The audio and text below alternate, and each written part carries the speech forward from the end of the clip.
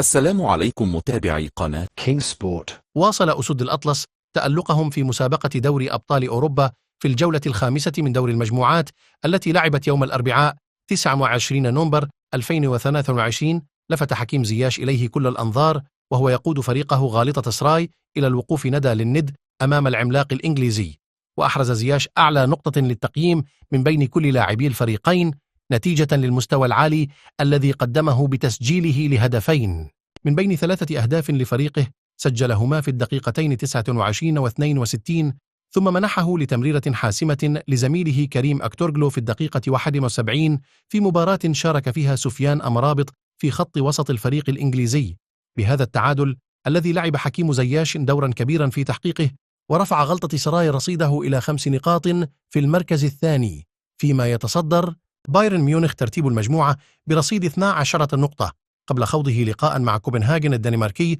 صاحب المركز الثالث برصيد 4 نقاط، وحصل بذلك على رجل المباراة. وفي مباراة ثانية عن المجموعة الثانية قلب ايندهوفن الهولندي تأخره بهدفين إلى فوز 3-2 على مضيفه إشبيلية، وتألق يوسف النصيري وسجل لإشبيلية الهدف الثاني في الدقيقة 47 بعدما كان ناديه متقدما بهدف سجله زميله سيرجيو راموس في الدقيقة 24.